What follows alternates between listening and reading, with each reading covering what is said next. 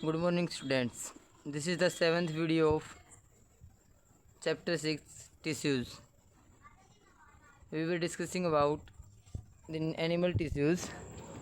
Today we are going to start with muscular tissues. अगर हम muscular tissues की बात करें तो muscular tissues consist of elongated cells and these elongated cells are also called as muscle fibers. Responsible and these muscular tissues are responsible for the movement in our body. Muscles contains special proteins called contractile proteins which contract and relax to cause movement. अगर हम muscular tissues की बात करेंगे तो muscular tissues जो हैं मिलकर बने हैं इलोंगेटेड सेल्स से, जिनको हम बोलते हैं मसल फाइबर्स. मसल फाइबर्स जो हैं मिलके मस्कुलर टिश्यूज़ फॉर्म करते हैं. तो मसल फाइबर्स के मिलने से बने हैं मस्कुलर टिश्यूज़. और ये जो है हमारी बॉडी में जो है मूवमेंट के लिए टिश्यूज़ के जो है ये टिश्यूज़ जो हैं मूवमेंट के लिए रिस्पॉन्सिबल हैं. कोई भी हमने एक्शन शो करना है तो उसके लिए ऐसे हैंड को मूव कर रहे हैं, कोई भी मूवमेंट शो कर रही है हमारी बॉडी, तो उसके लिए जो है मस्कुलर टिश्यूज़ जो हैं रिस्पॉन्सिबल हैं.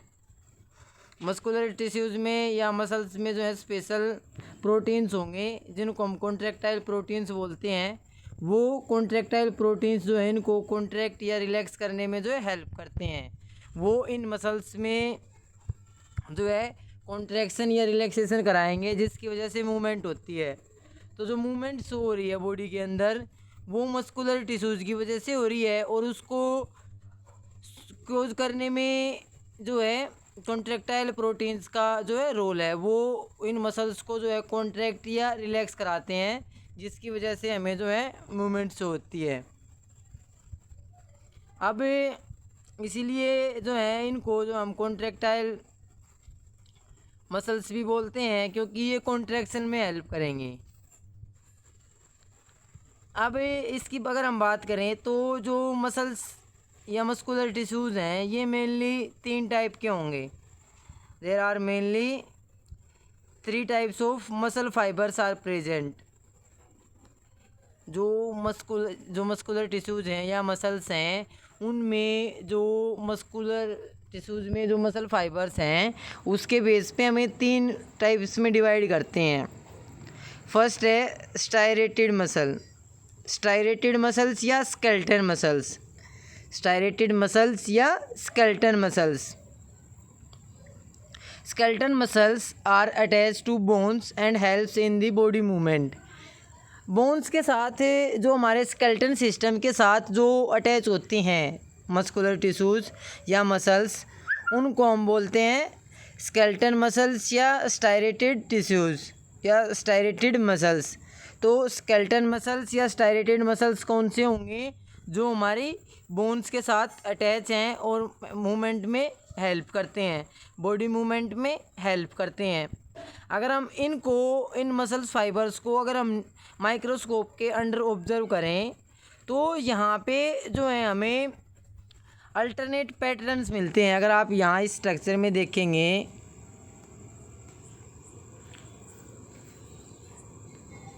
यहाँ अगर आप देखें तो लाइनिंग सी दिखाई देंगी. एक जो है डार्क है, एक जो है लाइट है. लाइट और डार्क पैटर्न एक जैसे पहले स्टार्टिंग में देखे डार्क फिर लाइट फिर डार्क फिर लाइट, तो अल्टरनेट बैंड्स हैं, पैटर्न है जो है लाइट और डार्क जो है यहाँ पे जो है आपको बैंड्स या जो है पैटर्न देखने को मिलते हैं. तो अगर हम इनको माइक्रोस्कोप में देखते हैं तो वहाँ हमें alternate dark and light bands मिलते हैं. ये जो है स्टायरेशंस होती हैं, स्ट्रिएशंस होती हैं. तो ये स्ट्रिएशंस जो हैं इनको स्टेन करते हैं. तो इस तरीके के जो है ये लाइट और डार्क जो है बैंड्स हमें शो होते हैं. इन स्ट्रिएशन की वजह से ही जो हम इनको स्टायरेटेड मसल्स भी बोलते हैं. तो अगर हम स्टायरेटेड मसल्स की बात करेंगे, स्टायरेटेड फाइबर्स की बात करेंगे तो ये जो हैं अल्टरनेट लाइट और डार्क बैंड्स शो करेंगे, स्टायरेशन मिलेगी और अगर इनकी सेल्स की बात करें, टिश्यूज़ की बात करें, तो दे आर लॉन्ग सिलेंड्रिकल। यहाँ अगर हम स्ट्रक्चर में देखें तो लॉन्ग सिलेंड्रिकल शेप के हैं, अनब्रांच्ड, कोई ब्रांचिंग नहीं दिख रही है, और मल्टी न्यूक्लिएट। यहाँ अगर हम देखें तो बहुत सारे न्यूक्लियस हैं, ये देख रहे हैं आप, न्यूक्लियाई स्टायरेशन जो है, अल्टरनेट डार्क और लाइट पैटर्न्स, और न्यूक्लियाई बहुत सारे हैं, तो मल्टी न्यूक्लिएट। तो अगर हम बात करेंगे स्केलेटन मसल सेल्स की या टिश्यूज़ की, तो स्केलेटन मसल टिश्यूज़ जो हैं वो लॉन्ग सिलेंड्रिकल, अनब्रांच्ड और मल्टी न्यूक्लिएट होंगे। Long cylindrical, unbranched and multi nucleate. तो this is about the skeleton tissues. Next है हमारे पास स्मूथ मसल्स या इनवॉलेंट्री मसल्स भी हम इनको बोलते हैं।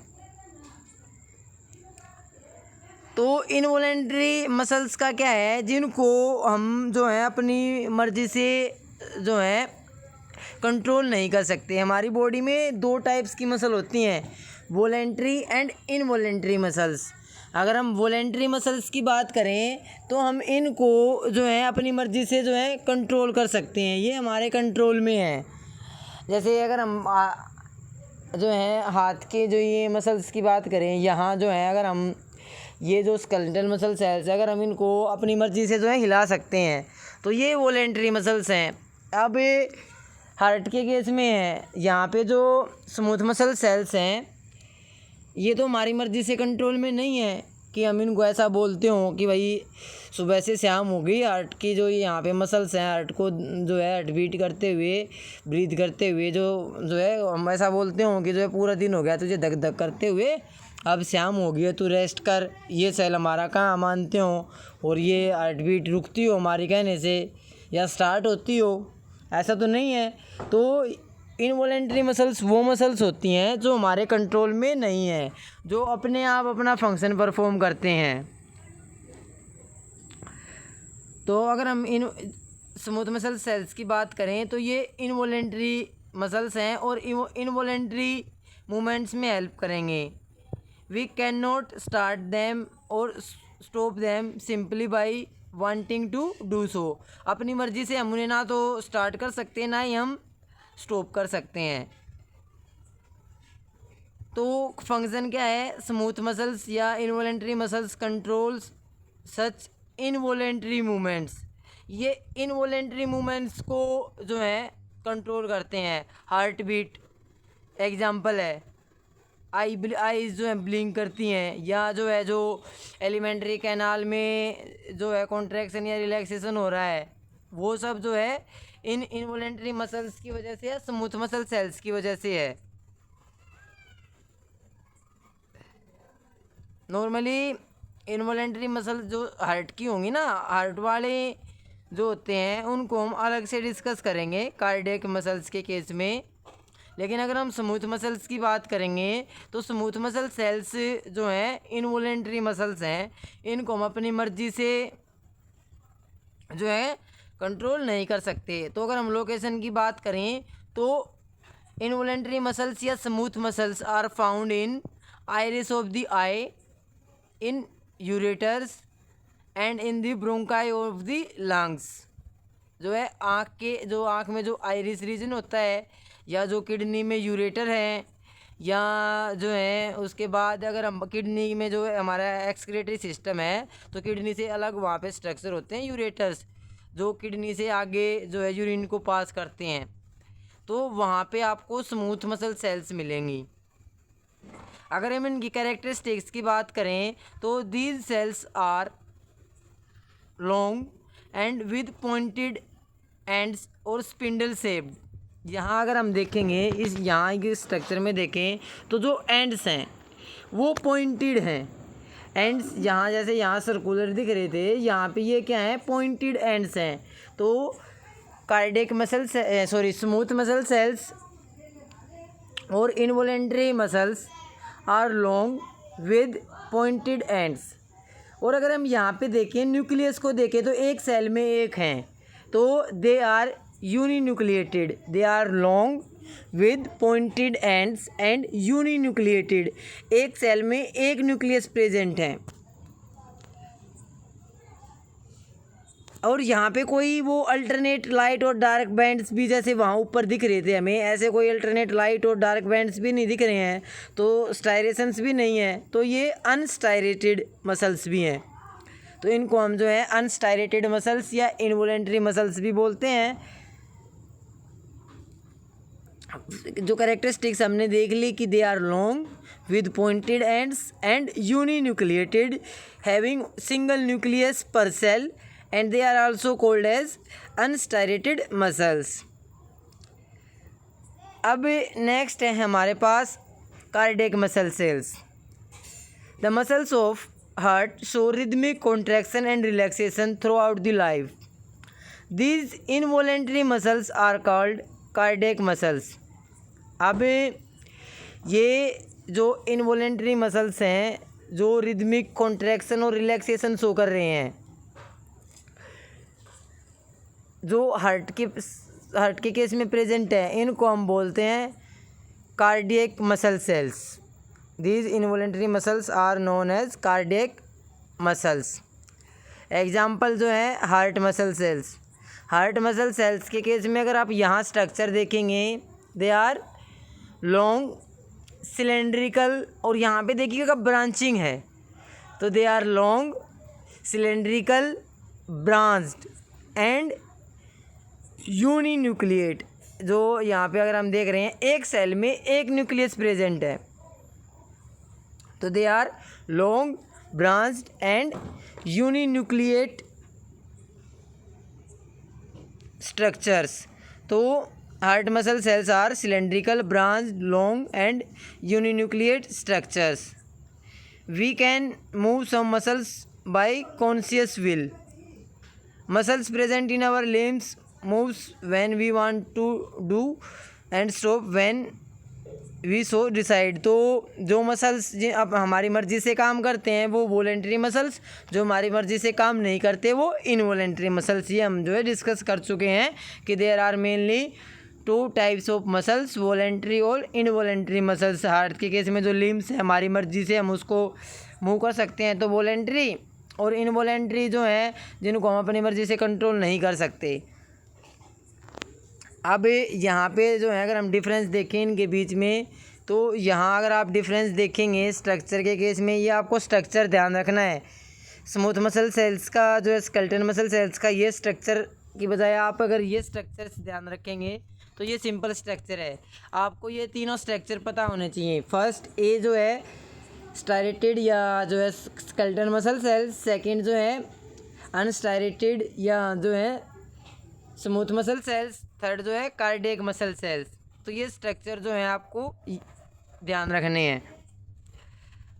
डिफरेंस जो हम पहले भी डिस्कस कर चुके हैं, लोकेशन की बात करें या जो है ये स्केलेटल मसल्स जो होंगे बोन से अटैच होंगे, ये हार्ट वॉल में प्रेजेंट होते हैं। ये ब्लड वेसल्स जो है स्टमक इंटेस्टाइन में होंगे, जो स्मूथ मसल टिश्यूज़ होंगे। जो स्केलेटल मसल टिश्यूज़ हैं वो वॉलेंटरी हैं, हमारी मर्ज़ी से हम उनको मूव कर सकते हैं। कार्डियक मसल्स और स्मूथ मसल सेल्स वो दोनों इनवॉलेंटरी हैं। स्केलेटल मसल्स में हमें स्टायरेशंस मिलेंगी, कार्डियक मसल्स में भी कुछ हद तक स्टायरेशन होती हैं, लेकिन स्मूथ मसल सेल्स में जो है स्टायरेशन नहीं होती, वो नॉन स्टायरेटेड होते हैं। न्यूक्लियस की बात करें तो जो स्केलेटल मसल्स थे वो मल्टी न्यूक्लिएट थे, और जो हैं बाकी दोनों जो हैं वो यूनिन्यूक्लिएटेड हैं, कार्डियक मसल्स और स्मूथ मसल सेल्स या टिश्यूज। उसके बाद अगर हम सेल शेप की बात करें तो लॉन्ग सिलेंड्रिकल और अनब्रांच। स्केलेटल मसल टिश्यूज कैसे थे? लॉन्ग सिलेंड्रिकल और अनब्रांच। जो कार्डियक मसल्स थे वो सिलेंड्रिकल थे लेकिन ब्रांच थे। स्मूथ मसल्स जो हैं स्पिंडल शेप्ड हैं, पॉइंटेड एंड्स हैं और अनब्रांच स्ट्रक्चर्स हैं। अब उसके बाद आते हैं हमारे पास नर्वस टिश्यूज़। नर्वस टिश्यूज़ क्या है? Nervous tissues helps in the control and coordination of our body. हमारी बॉडी में जो कंट्रोल एंड कोऑर्डिनेशन है किसी भी पर्टिकुलर फंक्शन को अच्छे से परफॉर्म करने के लिए, तो उसमें जो है ये नर्वस टिश्यूज़ हेल्प करते हैं। और nervous tissues are made up of nerve cells और न्यूरॉन्स। नर्व सेल्स बोलें या न्यूरॉन्स बोलें, सेम बात है, दोनों एक ही चीज़ है। तो nervous tissues are made up of nerve cells या न्यूरॉन्स, और ये जो हैं प्रेजेंट होते हैं ब्रेन में, स्पाइनल कॉर्ड में, नर्व्स में। नर्वस टिश्यूज़ हमारी पूरी बॉडी में जो है नर्व्स और न्यूरॉन्स जो हैं प्रेजेंट हैं। और ये जो नर्व्स या न्यूरॉन्स जो हैं ये हेल्प करते हैं हमारी नर्व इम्पल्स की कंडक्शन में। कि मान लो अगर हम किसी गर्म चीज़ को टच करते हैं तो हमारे ब्रेन को कैसे पता लगता है, और हम अपना हाथ कैसे हटाते हैं, हमें कैसे पता लगा कि वो गर्म चीज़ है। तो इसके लिए ये नर्वस टिश्यूज़ हेल्प करते हैं। नर्वस टिश्यूज़ में जो न्यूरॉन्स हैं, मान लो हमने किसी गर्म चीज़ को टच किया है तो उसके टच करते ही उस रीजन में कुछ केमिकल चेंजेस होंगे। उन केमिकल चेंजेस को ये नर्वस टिश्यूज़ जो हैं सेंस करते हैं, और फिर वहाँ से जो है उस केमिकल इन्फॉर्मेशन को इलेक्ट्रिकल इम्पल्स में कन्वर्ट करते हैं, और उस इलेक्ट्रिकल इम्पल्स की फॉर्म में फिर उस इन्फॉर्मेशन को जो है ब्रेन तक पहुँचाते हैं। ब्रेन फिर सेंस करता है कि हमने किसी गर्म चीज़ को टच किया है, और फिर वापस से सिग्नल भेजता है हमारे जो जिस भी ऑर्गन ने टच किया है वहाँ की मसल सेल्स को कि आपको एक्शन परफॉर्म करना है, आपको हाथ हटाना है या वो ऑर्गन पीछे हटाना है। तो ये इस तरीके से काम करते हैं। तो अगर हम नर्वस टिश्यूज़ की बात करें तो nervous tissues are made up of nerve cells और न्यूरॉन्स। काम क्या है? Conduction of nerve impulse neurons का। अब सबसे पहले हम देखते हैं स्ट्रक्चर। अगर आप जो है न्यूरॉन का स्ट्रक्चर देखेंगे तो न्यूरॉन के स्ट्रक्चर के केस में क्या है, यहाँ पे इस केस में अगर हम देखें न्यूरॉन के केस में तो एक ट्री लाइक स्ट्रक्चर है, ब्रांच लाइक स्ट्रक्चर है। ट्री लाइक स्ट्रक्चर जो है हमें देखने को मिलेगा। अब इस ट्री लाइक स्ट्रक्चर में जो ये आगे जो ये ब्रांचिंग दिख रही हैं, ये टर्मिनल एंड्स जो हैं, इनको हम बोलते हैं डेंड्राइट्स। ये हैं डेंड्राइट्स। डेंड्रोन्स जो जहाँ पे ये मर्ज हो रहे हैं, उसके बाद ये जो सेंटर पोर्शन है न्यूक्लियस प्लस साइटोप्लाज्म, इसको बोलते हैं हम सेल बॉडी या साइटोन। सेल बॉडी या साइटोन। फिर एक्सोन, और एक्सोन्स के बीच में जो ये गैप दिख रहा है हमें, जो दो एक्सोन्स के बीच में आप गैप देख रहे हैं, उस गैप्स के बीच में जो है ये नोड्स ऑफ रेनवियर्स प्रेजेंट हैं। अब जहाँ पे नर्व एंड होती हैं वहाँ पे प्रेजेंट होगी नर्व एंडिंग, और दो जो नर्व सेल्स हैं उनके बीच का जो गैप होगा उसको बोलेंगे हम साइनेप्स। जैसे कि आप यहाँ देखेंगे तो nucleus, cell body, dendrites, dendron, axon, nerve ending, ये स्ट्रक्चर आपने याद रखना है। ये स्ट्रक्चर जो है आपको 9th क्लास में, 10th में, इवन 12th BSc MSc तक जो है ये स्ट्रक्चर हेल्प करता है।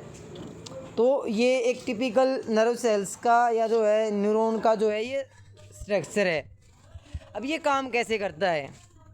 जैसे ही कोई भी हमने एक्सटर्नल स्टिमुलस को टच किया, सेंस किया, उस रीजन में जो है केमिकल चेंजेस होंगे, केमिकल सब्सटेंसेस रिलीज होते हैं किसी भी एक्सटर्नल स्टिमुलस के रिस्पॉन्स में। तो इन केमिकल सब्सटेंसेस को सेंस करते हैं डेंड्राइट्स। डेंड्राइट्स क्या करेंगे?